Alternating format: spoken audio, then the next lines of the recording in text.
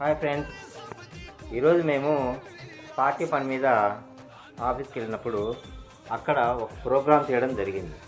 ఆ ప్రోగ్రాం ఏంటనేది మీకు చూపిస్తాను. భక్త రవిదాస్ గారి జన్మదిన దినం అన్నమాట. దేశమంతా ఈ యొక్క రవిదాస్ గారి జయంతిని రంగరంగ వైభవంగా చేస్తున్నారు. మన మోడీ గారు ఇలా చేస్తున్నందుకు చాలా ధన్యవాదాలు. అలాగే కడప యొక్క బీజేపీ ఆఫీస్లో మేము కూడా చేశాము. అందుకు మాకు చాలా సంతోషంగా ఉంది.